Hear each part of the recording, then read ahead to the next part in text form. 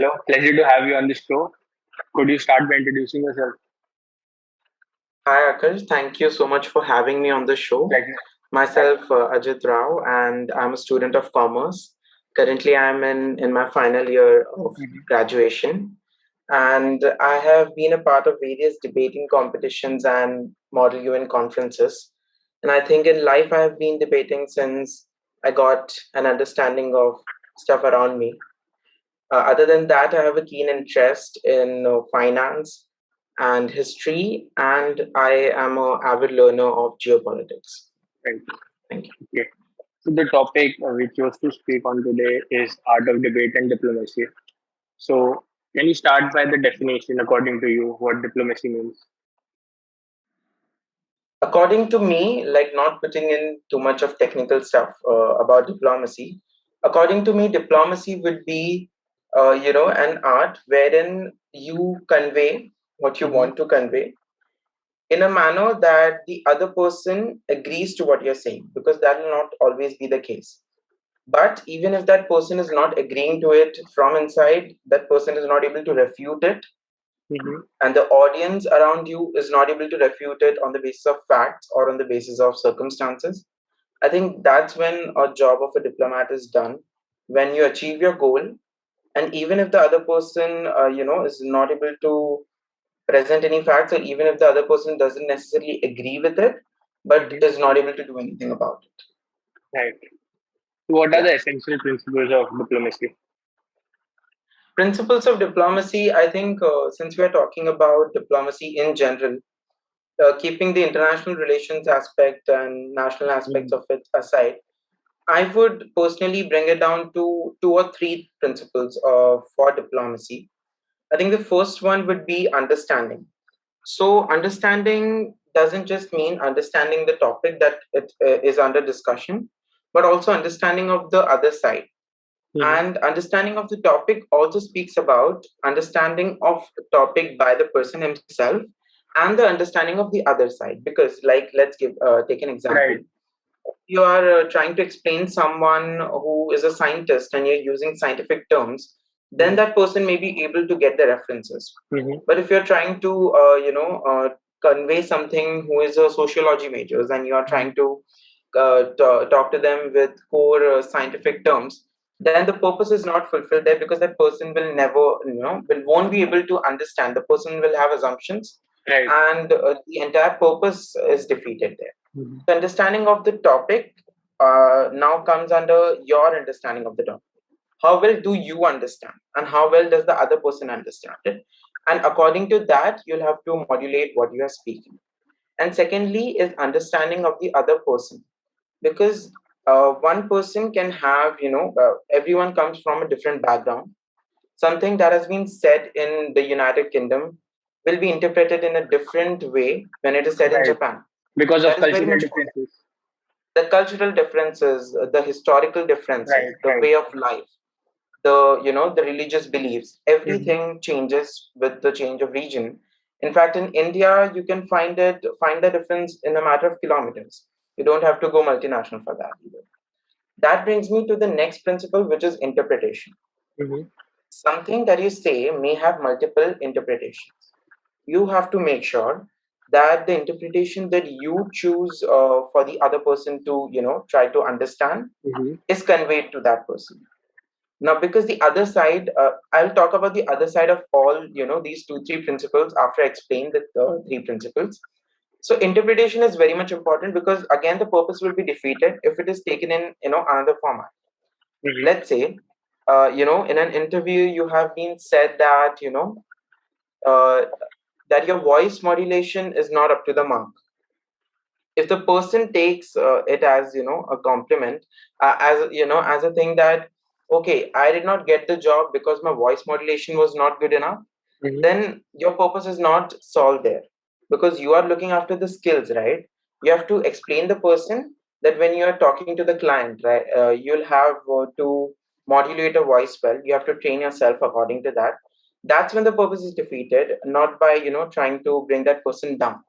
So whatever your motive is, all depends on the motive.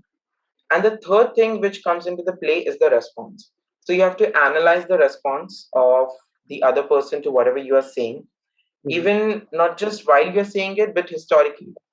Like when it comes to countries, Germans will have, if you go and say something about, you try to praise Hitler in Israel, of course, it's gonna, bring you some trouble.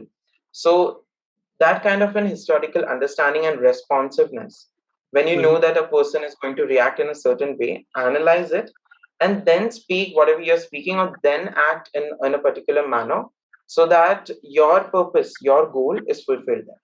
Now all these three principles will have a other side to, how they can come into play.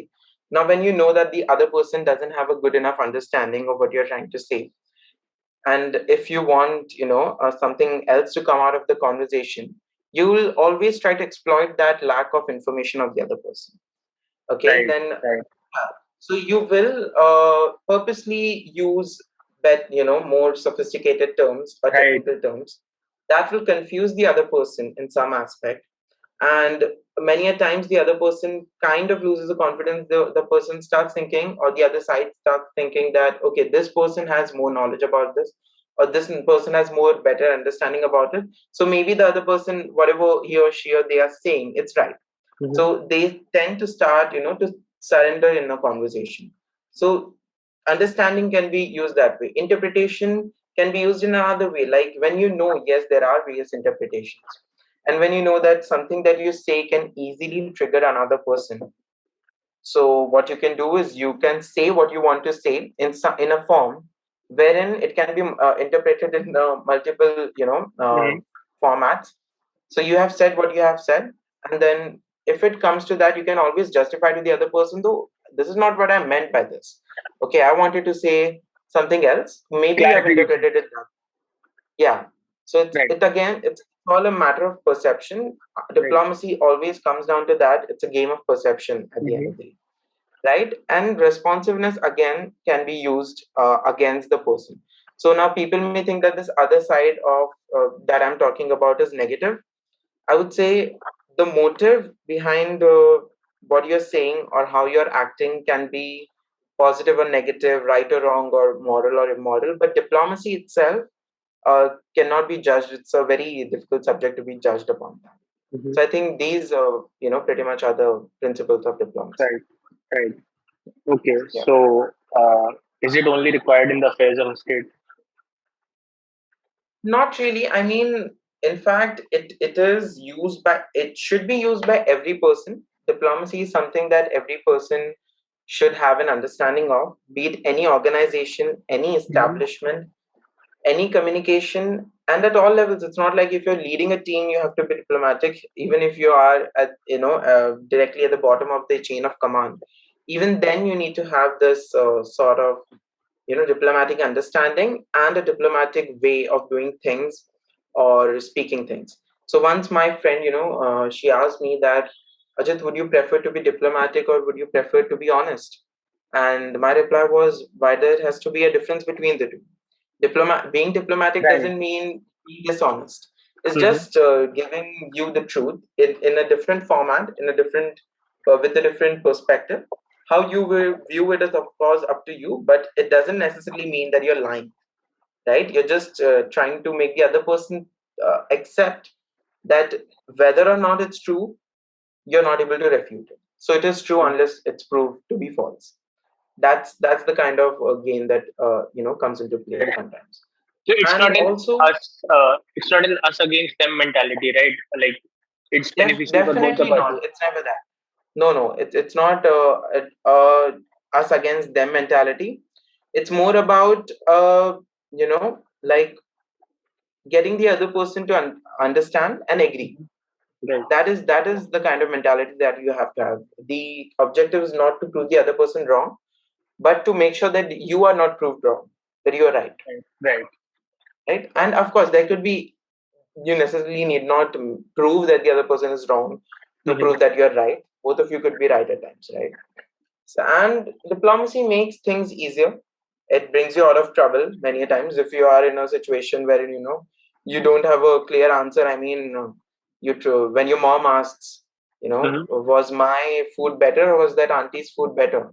Mhm. I'd answer that I don't remember how your food tasted after I've tasted this food. So after I taste your food, maybe I'll be able to answer. So you have to get yourself out of situations. You have to be, very much vague about it sometimes. And it's also let's take another example in real life, like when in an interview you are interviewed, and then maybe you were not up to the job Mhm. description.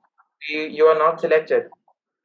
When you see how MNCs draft their emails, they don't write, like, okay, your experience is not up to the mark, that your skills are not up to the mark, and we cannot take you. They'll better write that, these your expertise is better suited for some other role, or Right. maybe they'll say that your experience is more in sync with this another profile, Mhm. and right now we are interviewing for this profile, so Right.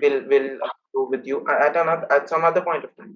So this is the kind of behavior which will try to keep you in the positives, and will also make sure that your purpose is served at that point of time. So Basically, diplomacy getting definitely not just right, yeah. getting your point across without attacking the character of a person. Yes. Just making sure that you are righteously doing what you're doing. You're not going down into any immoral thing, or you're not saying something that hurts the other person. You're just trying to make sure that your point is Mhm. conveyed, and you're trying to make sure that everything else remains at the status quo. Right. Right. Could you explain the concept of the doomsday clock? The Doomsday Clock, of course, it's maintained by a group of scientists, and it's not just scientists. It's a conglomerate of people from various fields who have understanding of a lot of things of politics and international relations and physics and science, Mhm. environmental change. Everything is considered when they are setting the clock, right? So that is pretty much the convention meets in America. If I'm Mhm. not wrong, they meet in Washington D.C. to discuss it. And after a point of time, the world actually started, paying a lot more attention to the Doomsday Clock, Right. as after the world wars, the First World War and the Second World War, the Cold War. There have been various regional wars with so many nuclear powers that are existing right now.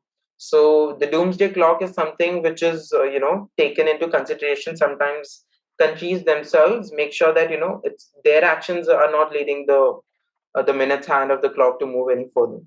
So Doomsday Clock is about that. Yes. What happens when the it strikes midnight? So the thing is, if it strikes midnight, again, as I said, it's a matter of perception. Mhm. So when it strikes midnight, it essentially is saying that any day now, any week now, there could be a mass destructive movement, or there could Mhm. be a war, or there could be something that will cause a lot of trouble, a loss of life, loss of infrastructure, loss of resources to a large population on this planet. So, as I said, it's a matter of perception. People will once people start losing confidence, as it happened in the Russian-Ukraine war, right? People in India were not affected by what's happening in Ukraine and Russia, right? Like directly, they are not affected by it. Right. Their resources are safe. They have ample of food. They have shelter and everything. Mhm. They are safe as far as those things are concerned. But again, we see that the stock market start dripping here. People Right. are trying to withdraw their money, because once you start losing confidence, you'll try to make sure that you are secure. It's not a collective, aspect anymore. Every nation will try to secure themselves. They'll not be like, okay, this region, this all these countries, the whole world should be at peace. They should be like, we should not be affected by it. We should be at peace. So once that happens, it's like a game of just what do you call it? The dominoes. Once the chip starts falling, so Mhm. one by one, the markets will fall, right? The currencies will fall. It'll lead to unemployment. And all these factors again lead to the antisocial elements getting a more a bigger point, that okay, this is the end of the world. And then the you know the groups that are on a war footing since decades will get a chance, and then there could be an actual war. So it need necessarily need not be like there's a war and the doomsday clock hits Mhm. midnight. It can be the other way around as well, Mhm. because like there are groups of people who are hosting on the fear of the people, right? Right. Once Right. people start losing confidence in the establishment, they'll go Right. against the establishment. There could be revolutions, governments could fall, there could be coups, there could be a lot of things happening, and Mhm. all this violence will only lead to more violence. Right. Yes. So, in the age of social media, where one tweet of an influential person can move the doomsday clock further, how important is diplomacy? Diplomacy, goodness, is very important in such case. I mean, let's take a recent example. Mm-hmm. Uh, of course, this says that one's actions and one's words play a monumental role, right? And like small things will lead to big things, like the World War One. It essentially started with the assassination of the Archduke. The name was Archduke Right. Franz Ferdinand, if I'm not wrong, of the Austro-Hungarian Empire.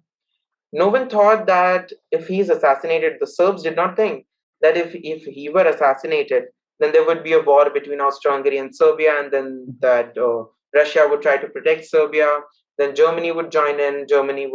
Then France would join in. Essentially, all the countries started joining in, and it ended when United States joined it and aligned itself with Right. the allied powers. So no one thought that something like that, an assassination, could lead to war between all the major powers of the globe, right? So small things, small actions, small words, they can have bigger implications. So if you're keeping the principles of diplomacy in mind, if you keep in mind that what I say will not be considered if the other person has a different interpretation of it, either rather you clarify it right now or don't say it at all. I mean, one of Mm-hmm. the biggest traits, something that diplomats are told, in my observation, I've seen a Mm-hmm. lot of such videos as well. It's that you should, not speak. Don't speak at That's the all. best That's thing. fine. Yeah, so don't speak at all. That's fine. But don't say something that would, Right. that can be used against you. So Mm-hmm. it's fine if you don't speak. Think 100 times before speaking anything, especially the diplomats, as in like the people who are representing a country. If you don't say anything, that's still fine. But once you say something, that becomes the stance of the country, right? So that is something that needs to be kept in mind. Right. Yeah. Right. Moving on to debate, how Sure, is sure. a healthy debate beneficial for the society? In the world that we live in today, I think with all the difference of opinions that Mm-hmm. everyone has an opinion on almost everything. If they know something about the matter True. of the topic in hand, then they will have an opinion on it. But debating also essentially represents the ideals of freedom of speech and expression, right? It is very important to keep the governance in the country accountable, the government and accountable, Mm-hmm. and it also helps you to gain a perspective.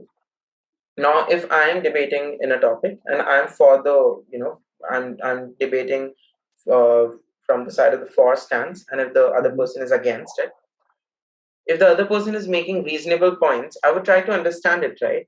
I would gain a different perspective of the thing that of the matter that is being discussed, and that art of being able to view someone else's point of view as well, or you yourself having a different point of view over the same topic, is something that is very beneficial when you are making decisions, bigger decisions in life, Mm-hmm. because then you are able to see all the aspects which which are revolving around the topic at hand.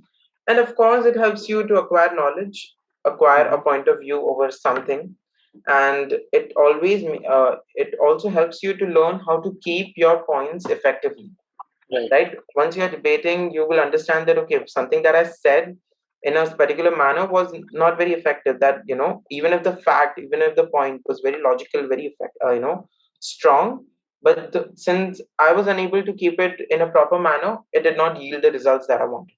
Mm-hmm. So you will learn from that, and always and also debating on something helps to resolve the issue. because True. difference of opinion will always be there, right? But you have to find a solution to it. Mhm. So debating, trying to bring the points to, to each other's conscience and trying to solve it, debating can always come handy. And again, diplomacy comes into play in this very aspect as well. Right. Right. Yeah. How can one reasonably put their points across? Yeah. So now see, points are reasonable or not, that is a very subjective topic. Right. Like whether someone's points are reasonable, Right. it could be reasonable to me, it could be unreasonable to someone else. Mm-hmm. But some things that are complementary, or I would say supplement your point, things like body language, right? It is very important that your body language makes the other person more receptive to what you're saying.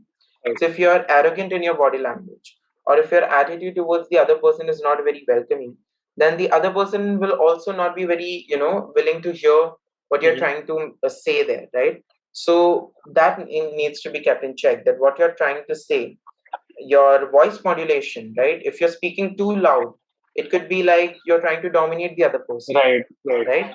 So you have to make sure that your point, as I said, point could be reasonable, unreasonable, that's a subjective topic for different people. All these things, all these other things, the things which come, by the side, can be taken care of. While the point that you make is, of course, based on the facts, based on your belief, that's a different thing. It could be reasonable, it could be unreasonable, that's a subjective topic. But all these other things, body language or voice modulation, the main objective of the statement that you're trying to make should be, to make sure that the other person starts believing in what you're trying to say, right? You start winning a debate when you realize that the other Mm-hmm. person is kind of agreeing with what you're trying to say there, right? So once the other person starts thinking that yes, maybe what the this person is saying is right, they'll not have a very strong counter to that point, right? That's the point of time when the course of the debates actually starts turning in your favor. So the goal should not be to win the debate, the goal should be to start making the other person actually believe in what you're trying to say. I think that's a That's when you healthy win. approach. Sorry. That's a healthy approach. That's a very healthy approach. That again keeps you in the right, Mm-hmm. and also brings the debate in your favor. Right. Yeah. Right. So, how can one balance between winning an argument and also uh, changing their stance if the other point is more reasonable? Yeah. So I would say that listening is a very important factor. In fact, it's a key factor, Okay. whether the points are reasonable or unreasonable. If they are being put forth by the other side, you must acknowledge it. You must try to understand it, listen to it properly, and then maybe it can be rebutted upon later. But always listen to it. Mm-hmm. And something that will keep you credible throughout the debate is, don't even think before you say something. Make sure you don't contradict yourself. Make sure you don't contradict what you have said in the past, because once you do that, that can always be used against any point that you make. So the credibility of the points that you make will start falling after you have contradicted yourself once. True. So your belief, and one of the important factors, as I said, you start winning the debate when the other person starts believing in what you're saying. So you have to make sure that your belief in what you're trying to prove is unwavering, right? And even Mm-hmm. if at some point of time you think that okay, the other person has actually made a very valid point, you cannot let the other person know that you agree with it. So your body language, your words, your actions, and your response towards it should be such that that the other person should know that you're not actually leaving your ground, even if how no matter how strong the point was, he Mm-hmm. or she or they are still very much convinced that whatever they are saying is right. Because once you give that Mm-hmm. opportunity to the other person to start thinking that okay, maybe I have a gap here to exploit, then maybe it will be difficult to take a u-turn from there. Could you That's the thing. could you agree with the point, but not necessarily agree with the thesis? See, That is something, again, I have been to a lot of model UN conferences, right? Mhm. In a MUN, you could be given a country. Let's say, for example, you are in some committee wherein terrorism, the funding of terrorism is being Mhm. discussed, right? Or let's say the state sponsorship of terrorism is being discussed, how the state sponsors terrorism in various states. And if you're given Pakistan, now, as an Indian, I obviously think, from whatever the facts that I have gone through, I obviously believe that yes, Pakistan surely finances terrorism in some form or the other. Not maybe not from the government, but various factors are in play who are in a position to make decisions for the country are also financing terrorism. But as the representative of Pakistan, would I ever say that in a committee? Would I ever accept that, okay, my country funds terrorism? No, right? So you may disagree with what you're actually trying to say there, but that again is the beauty of, I would say, debating in competitions or in MUNs, is that it makes you learn, it makes you, it forces you to try to understand what their point of view is. This Mhm. terrorism is an extreme thing, but then there are ideological differences many a times between countries. If you're put into shoes of that other country, then you're forced to try to think from their perspective. You're forced to think from their shoes, and then you have to make your points, right? So as you said, it could always be, it can be possible that you don't necessarily agree with the thesis, right? But the point that you're trying to make can be reasonable enough. Right. That can happen. That has happened with me. Right. Yes. My concluding question would be: could you talk a little about Indian diplomacy? Indian diplomacy, of course. I mean, I don't want to sound as if I'm like too much in favor of the government that's there ruling in the country right now.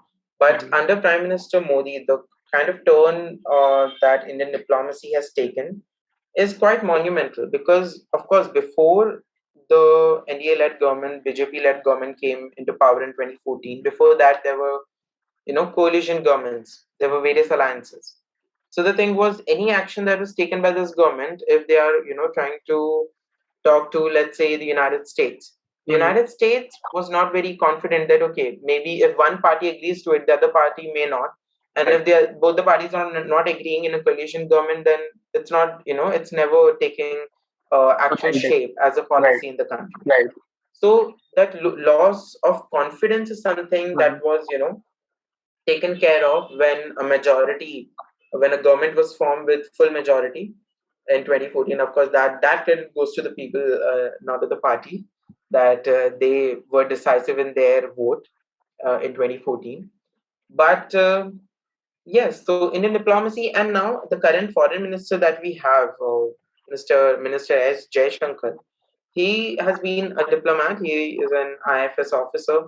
He has been ambassador to the states, various countries from India. He was the foreign secretary under Sushma Swaraj, Minister Sushma Swaraj.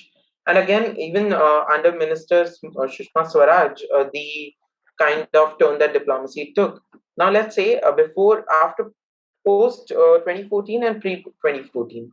So, India has become more independent Mhm. in its foreign policies after the Modi government took over. Uh, the most recent example that you can see is when the Russian Ukraine conflict broke and India still continued, buying oil from Russia. There was a lot of pressure from the West, from the United States and from the European nations, that you should not be buying it because it somehow, because of course Right. the money goes to the Russian government that they'll use in war.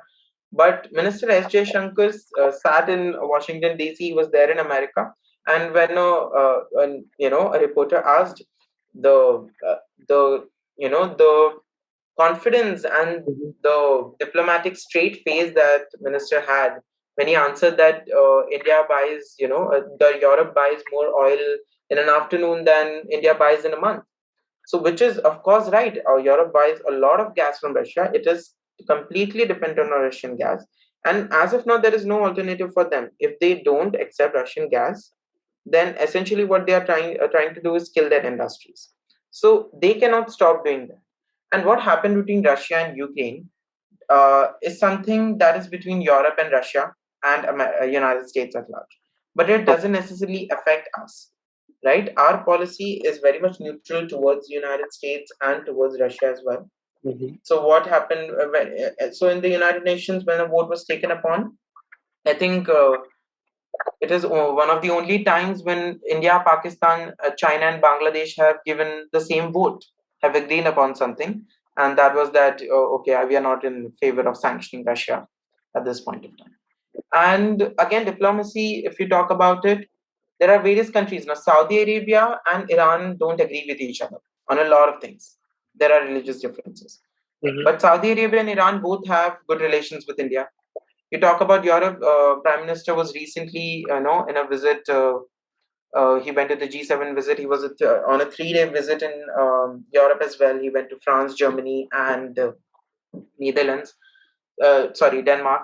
So all these things, we can see that India's diplomatic ties are strengthening with everyone, with Mm-hmm. Russia, with the United States. Even if they don't agree with each other, they agree on India at least, right? Yeah. So I think that is very essential. And India, of course, is an emerging global power. It is the oldest civilization on the planet. So its role becomes very important when it comes to geopolitics. So I think India is moving on the Yeah. right path. Of So course, I am no diplomat. I'm just a student of geopolitics. So from my yeah, observation till now, that's what I can say. I think the time is up. So we should stop the recording. It was tremendous honor to have you on the show. Thank you Thank so you. much for having Akash. I just hope that the audience gains more perspective I'm about sure. the I'm topic. sure. Thank you. Thank you.